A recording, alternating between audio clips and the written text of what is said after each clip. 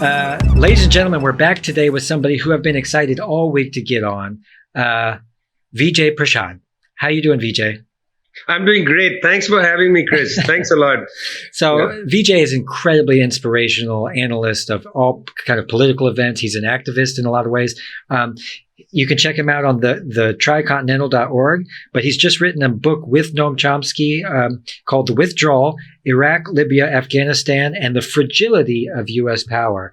And that's what we're going to talk about today, a little bit of stuff like that. So thanks for being here. So I want to start out by saying, I'm in Germany right now, and I'm right near this war that's happening.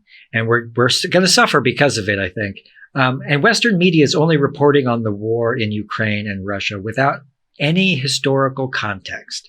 Can you explain to the people at home maybe what forces such as NATO and the U.S. have been playing historically in this area? And are we experiencing the decline of Western dominance? It's hard to say that there's a decline, but if you don't mind, and this is right in line with your question, let's bring the context back in, because otherwise, how do you understand anything? And for context, one has to actually go back over a decade.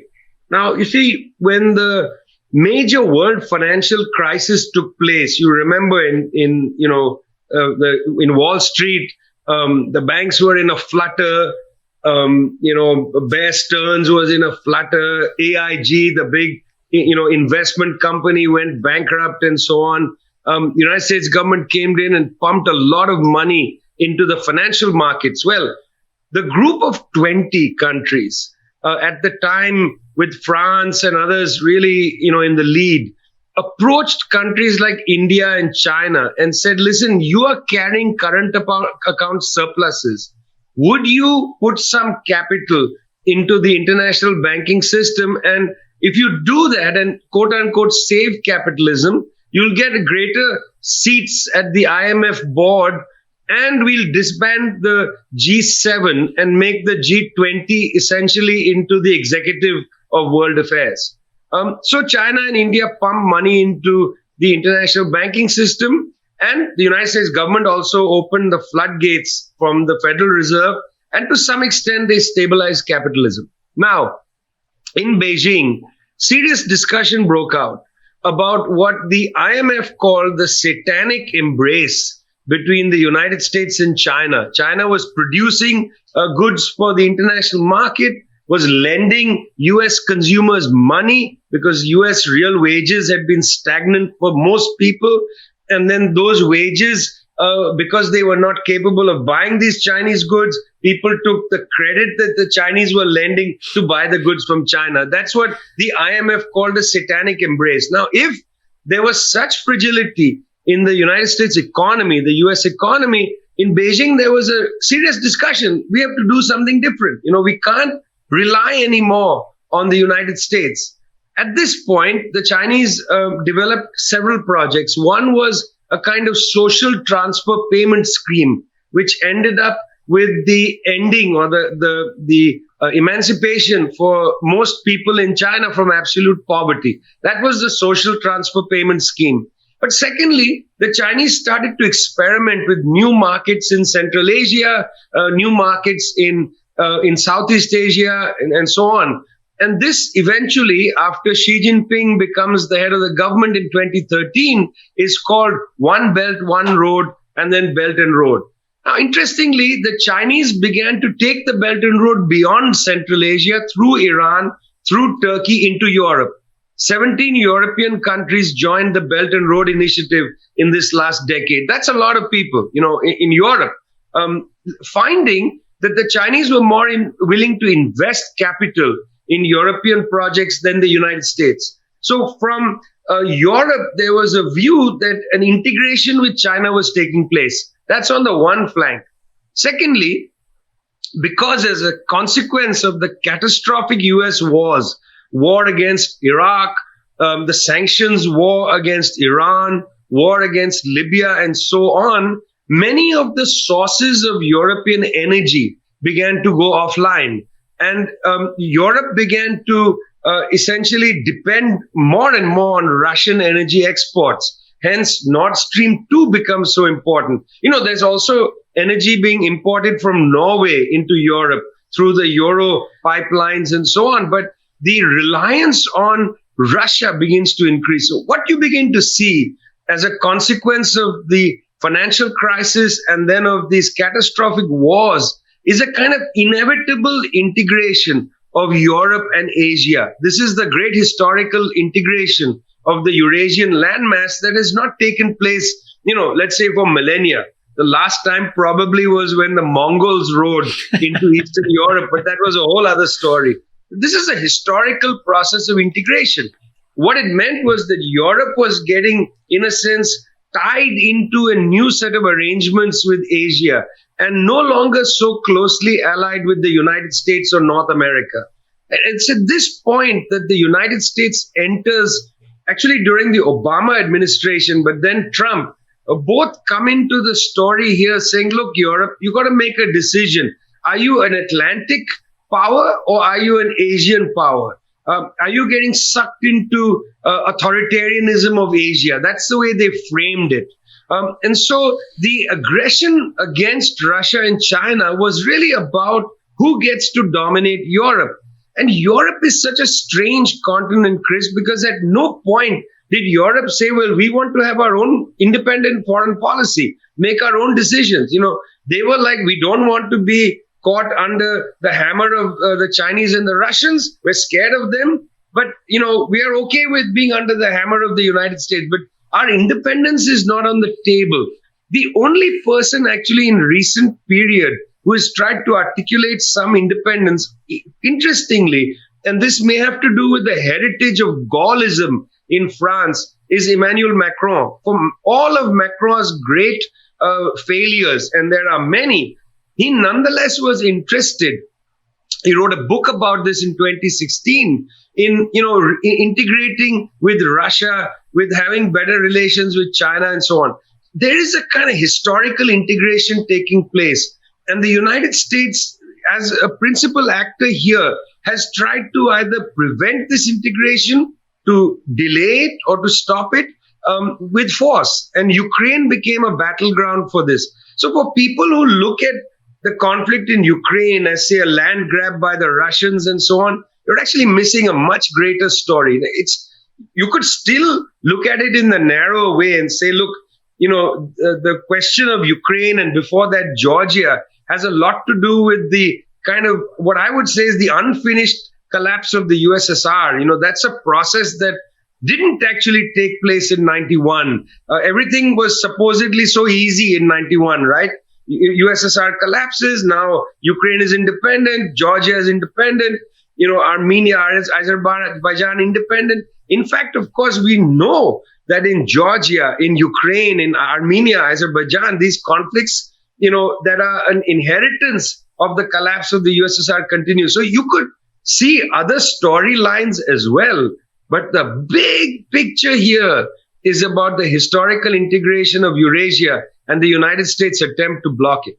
And you think that to some degree we lose the fact that America, who has this hegemony that stretches so far close to the borders of China and Russia, that we probably don't have any business there, and it should be none of our business. But you're saying that Europe is definitely just a pawn between whoever happens to be the biggest power. Well, it's up to Europe to define its own identity. And I must say, for those observers looking at Europe from afar, it's hard to see what Europe's identity is. Look, Europe in the last, at least decade has been brought into a convulsion by the United Kingdom around the whole Brexit debate. That called into question the identity of Europe. What is Europe? Is Europe the European Union? Is Europe NATO? Look, NATO is a Trojan horse of US power in Europe. NATO is not a European institution, even though it has secretary generals who are European, Jens Stoltenberg and others. It's an institution that's dominated and controlled by the United States. That should be without question. It's kind of silly to have heads of government of Europe talking about NATO as their institution. It's a silly way to operate. It's not a European institution. In fact, Europe doesn't have a combined military force, and that's a point of some great, distress for some European countries, that they don't actually have their own regional, let's say, military defense strategy. They've been entirely dependent on the United States since the collapse of the Soviet Union, and then, of course, earlier, since the formation of NATO in the 1940s. The 1949 creation of NATO is the creation of Western Europe, at least as a security creature of the United States. There are US bases quite routinely in Germany, at Mannheim, in Ramstein base and so on. Nobody questions the existence of a US base on sovereign German soil. It's taken for granted. It's a weird thing to imagine that you have a foreign base in your country. Why don't you have your own military bases? Why do you have a foreign government have a military base where they have extraterritorial power and so on? Yep. So in that sense, Europe hasn't actually defined its own position. So I don't feel the ability, Chris, to talk about like Europe's identity in the world, because, well, I'm interested to hear from the Europeans. And the other day I heard the European Union's leading diplomat talk about Europe as a garden and the rest of the world as a jungle. Well, if that's Europe's self-image, that's terrifying, that Europe continues to persist with a false racist image. Yeah. I mean, in a way, what I would say to Europeans is come to terms with a very simple prospect.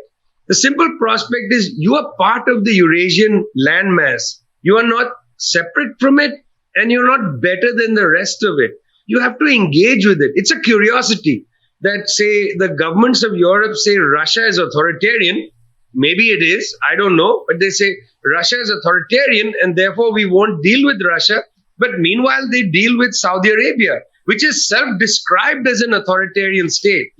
Saudi Arabia describes itself as a monarchy, which if you look up in the encyclopedia under authoritarianism, monarchies are inherently authoritarian. But yet Europe has no problem talking to the Saudis. Now, you can have a debate about whether Russia is authoritarian or not. You can have that debate. But if you're talking to the Saudis, why don't you talk to the Russians? Strikes me as a kind of juvenile attitude by diplomats that they would make these kind of statements about a part of their own continent. The idea of Europe separating from Asia is an idea. In fact, Europe and Asia are part of one continent. There is a kind of natural flow. There is no real break. It's not an island that lives by itself. So they're going to have to come to reality, break away from the U.S., which doesn't even make its own stuff and is only ruling by military power at this point, and realize that life will be easier if they go with the flow when it comes to the trade with China, the railroads that they're building from there to here. Do you think life would be better if we did that? I mean, there is this kind of anxiety about the political systems in Russia or in China. Let's take them, because that is actually at the heart of why Europe says, well, we don't want to integrate with Russia or China. They are authoritarian. Let's come to that for a minute. When the Soviet Union collapsed in 1991, it was the West, particularly the United States, that went to Russia and, under the aegis of their ally Boris Yeltsin, that designed the system that we have now in Russia. They designed the system. In the late 1990s, by all indications, the Communist Party won a democratic election in Russia. It was stolen from the communists and delivered back to Boris Yeltsin.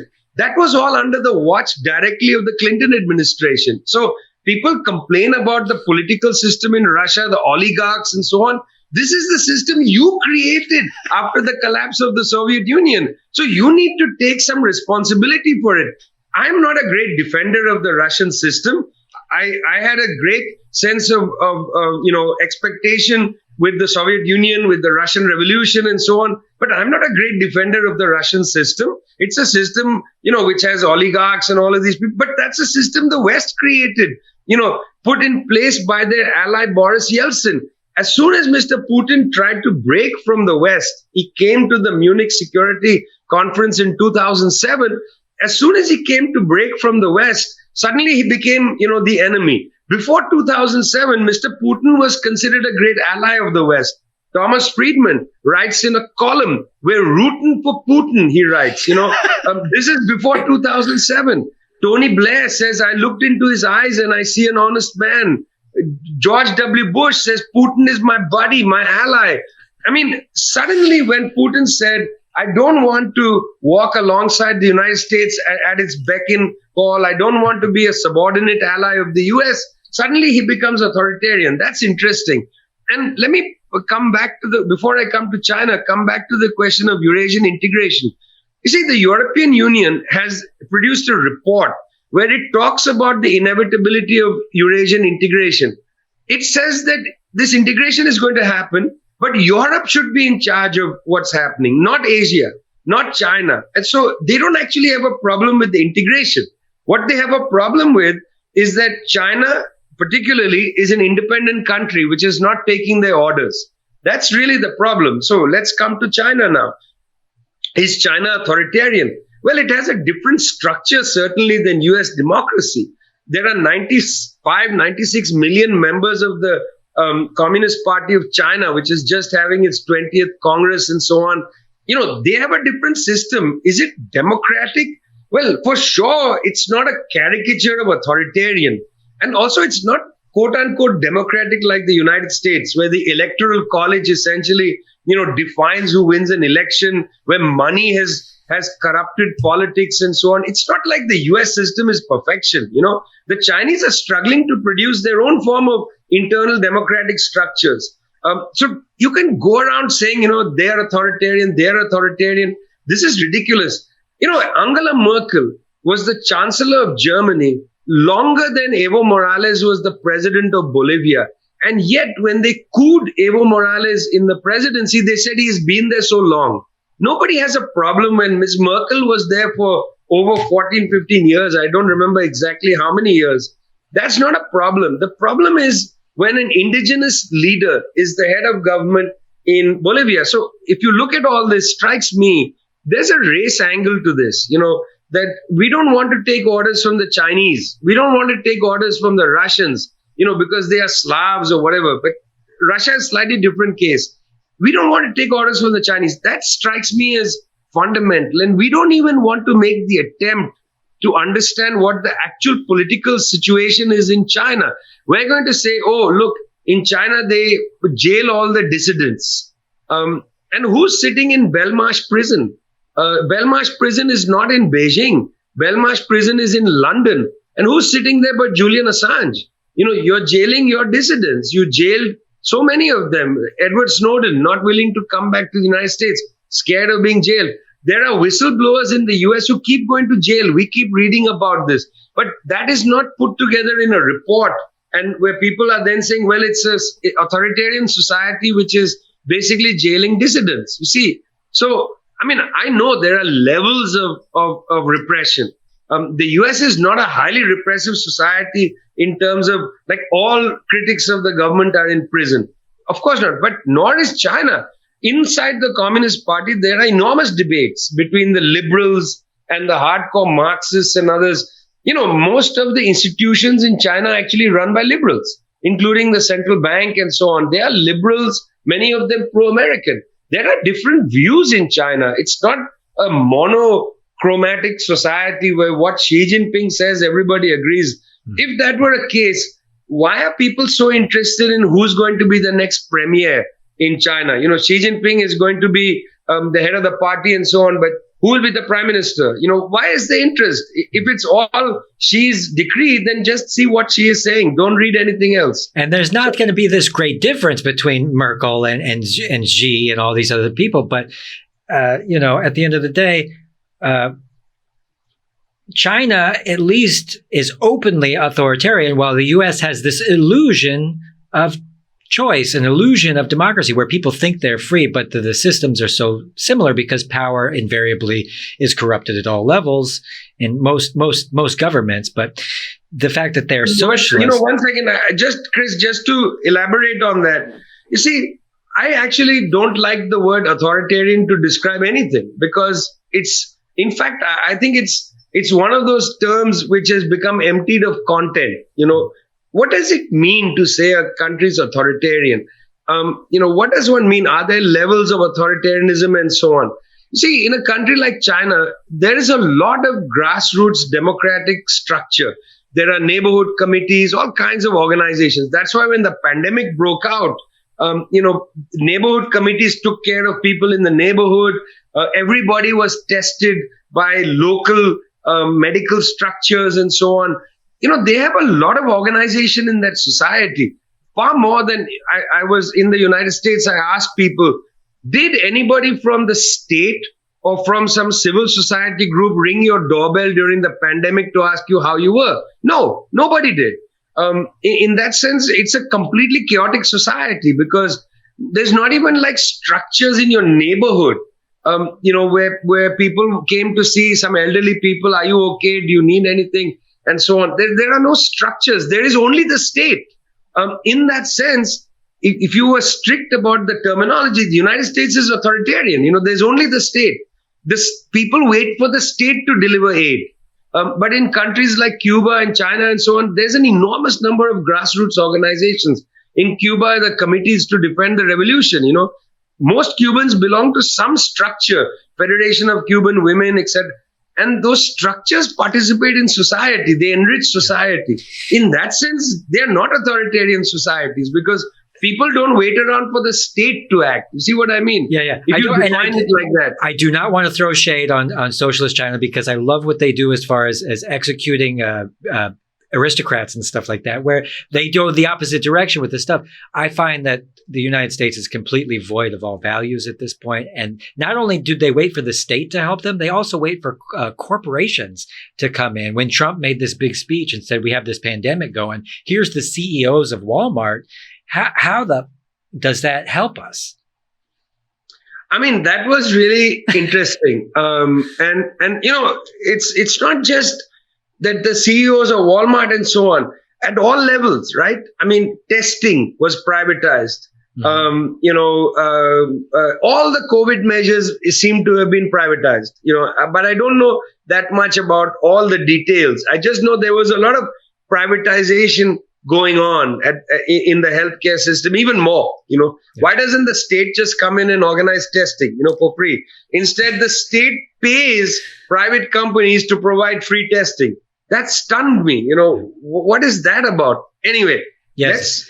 Let's set that aside because that will take us to a whole other discussion of the dysfunctionality of these states in the modern world. Well, we're going to have to invite you back and just do it again. So I'll get to the next question because we're already one question in and we're already halfway done.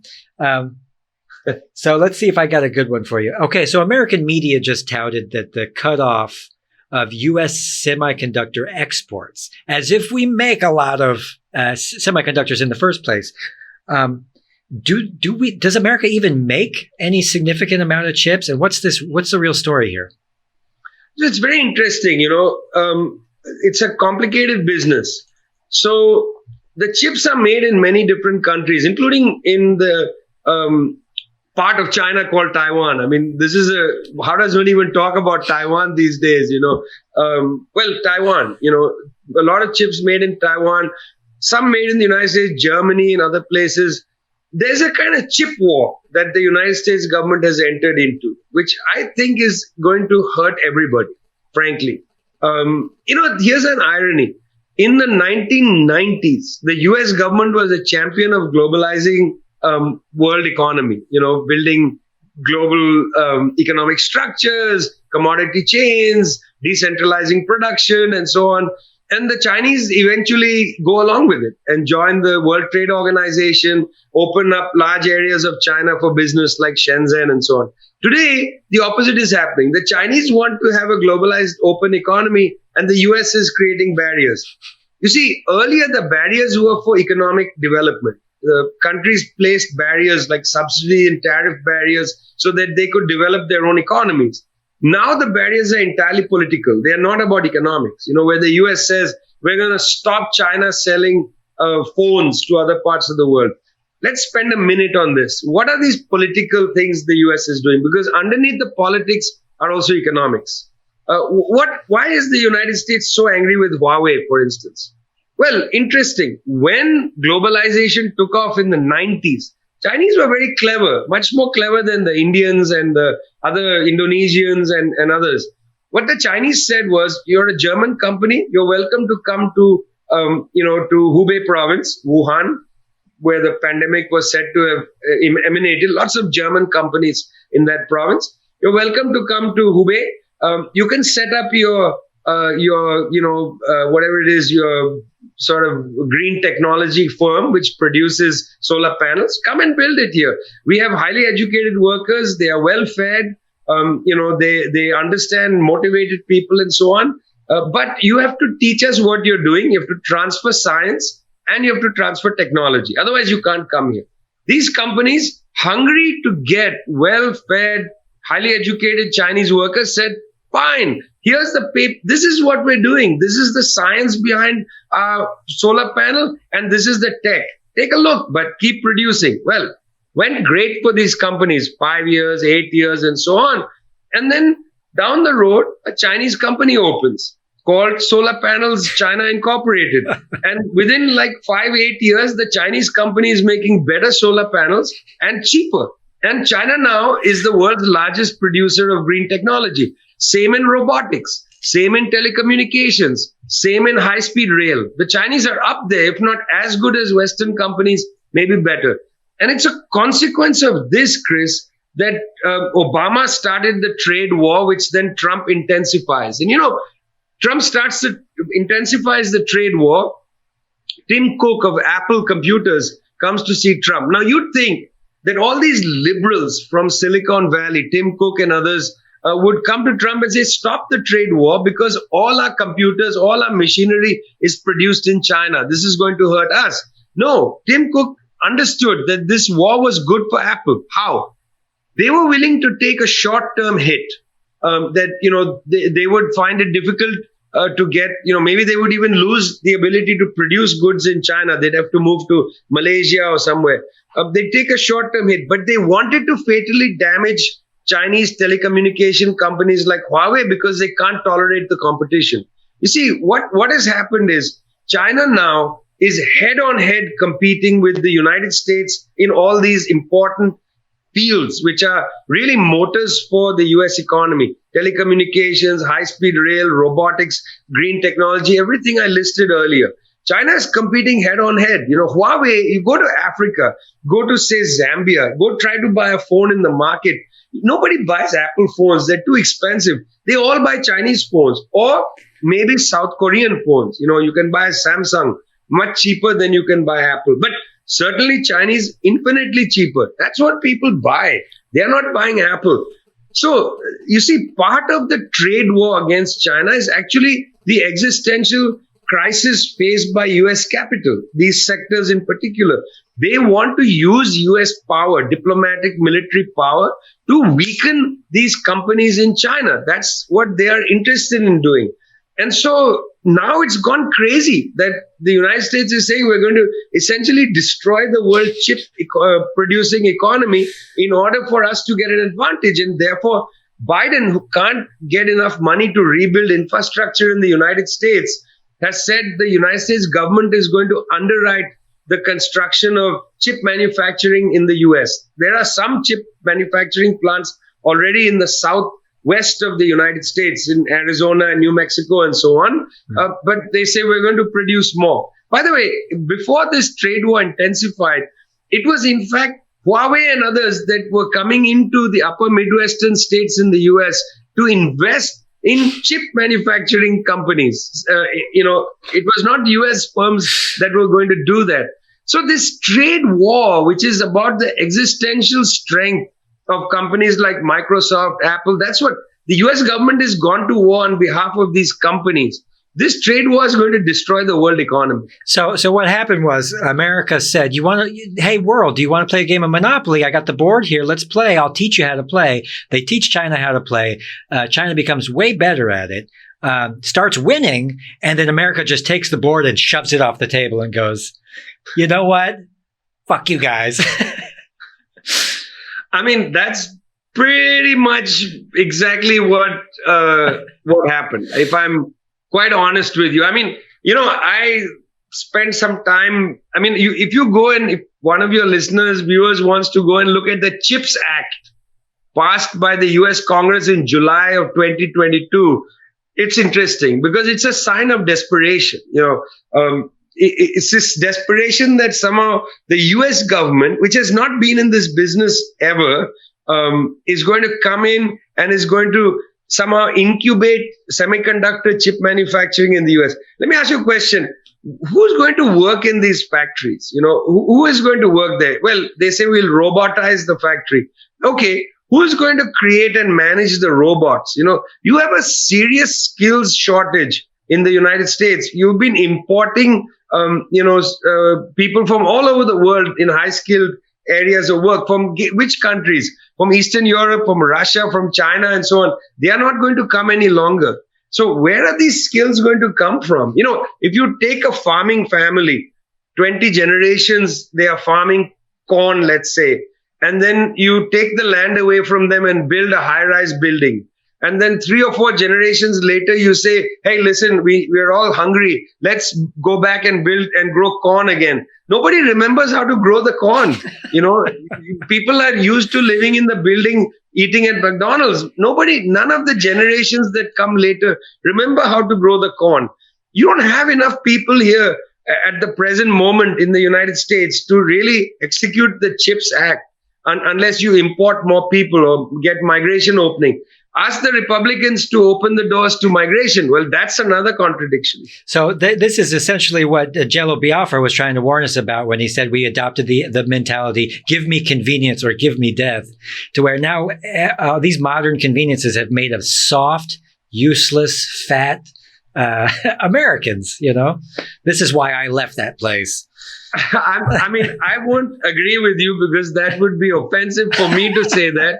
But I will say that one of my favorite films from the United States is WALL-E, where people just sit in lilos and slurp drinks and sort of are sped around the galaxy and so on. So, you can say that. I could not possibly. Yeah. I'll say it for you. Don't worry. So I'll ask you one last question, then I'm going to let you go because you're a busy guy. So obviously Western governments, especially America, infamous for, staging coups and undermining people's democracies. We're very good at it. In your opinion, what were some of the most egregious or maybe some of the unknown examples of the U.S. meddling in other countries' affairs? The ones that I know you posted something about Sankara the other day. I found that to be very interesting. But let's take a more disturbing story, which, some people may say, what is he talking about?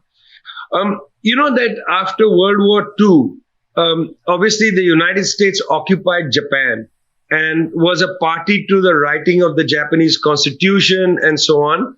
And at the same time, because in the Constitution, there's an article that says Japan no longer will have a real military and cannot deploy its military overseas. Security for Japan was left now in the hands of the United States.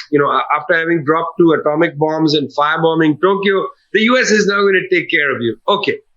As a consequence of that, large tracts of land on the Japanese mainland and in Okinawa Island were basically handed over to the United States. So the United States built a large base in Okinawa. Even now there's a project to expand the base, and friends are trying to block that because the expansion of this base is going to render extinct the dugong, which is, like a manatee, which lives in this bay in Okinawa. Anyway, it is a terrible situation in Okinawa because, a very large part of the island is taken up by the US base. So there was a groundswell of opinion in Japan to have the US bases not expanded and perhaps some of them shut down.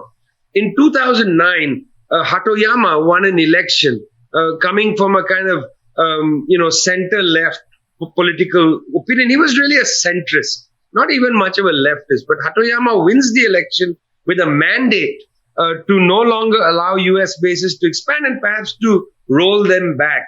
Well, very interesting. There was a coup against Hatoyama and he was removed from government. Now, why this is interesting is nobody knows about this, and it's not even called a coup because his party decided to remove him from the position he was in. Okay, let's look at the evidence. What happened? The US and Japan have a very uncomfortable but tight relationship with each other. Very uncomfortable but tight relationship. United States actually prefers it when Japan is ruled by the right wing, including these nationalistic, fascistic right wing like Shinzo Abe, who was killed this year in a very odd murder. But the right wing is actually preferable because the right wing, they don't mind US bases. They want to build up the Japanese military. They're aggressively anti-China and so on. But when Hatoyama came to power, he wanted a kind of conciliatory policy with his neighbors, and he wanted to roll back on the bases. But because of this very tight relationship between Japan and the United States, when President Obama when he came to Tokyo, he kind of came to Tokyo and then refused to come to the official banquet, snubbing Hatoyama in a sense and making him look really bad in Japan. And through a series of interesting maneuvers, a visit of Hillary Clinton, conversations with Japanese parliamentarians and so on, they created the conditions for Hatoyama to lose support in parliament and then be removed as prime minister. Now, once he was removed as prime minister, the entire agenda to roll back US bases in Japan, perhaps to stop construction or to, in fact, remove some of the bases, that entire agenda, political agenda, has been defeated.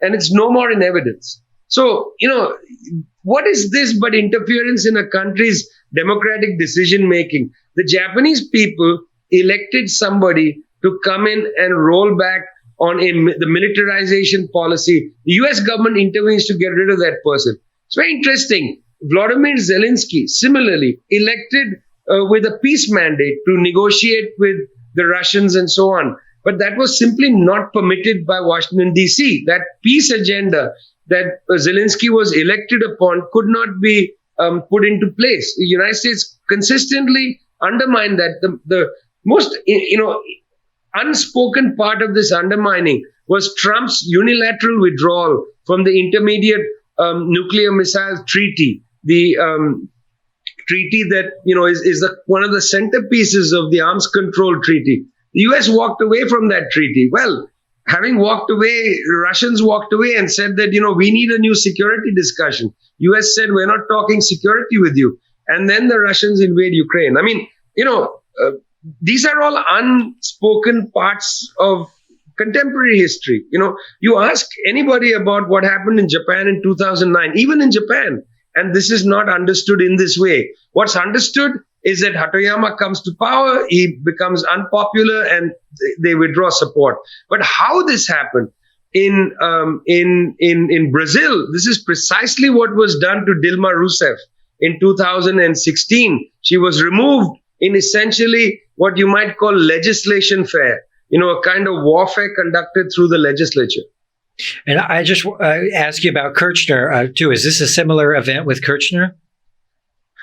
Well, it's a little more complicated in Argentina because in Argentina, the coalition that's governing is a little fractious and doesn't have full agreement on the agenda to be pursued. It was, in a way, a coalition of very disparate elements.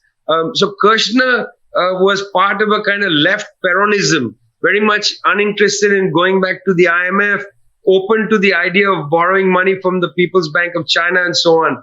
Alberto Fernandez is to her right, and he wanted very much to, quote unquote, return to international capital markets, going back to the IMF. So in Argentina, it was to some extent, Chris, an own goal. Now, it is also true that the finance minister of Argentina, Martin Guzman, who went and made the deal with the IMF, then quit his job in the government and went to work for a US-funded agency. So I can't tell you more than what is factually known. Right. You can draw your own conclusions. Yeah, and I will. So, all right. Well, we got to end it. You're a busy guy. You're going to get up to your next meeting. We're going to have you back, and I want to thank you for coming on, Vijay Prashad. It's a pleasure, Chris. We'll talk again for sure. All right. Bye, everybody.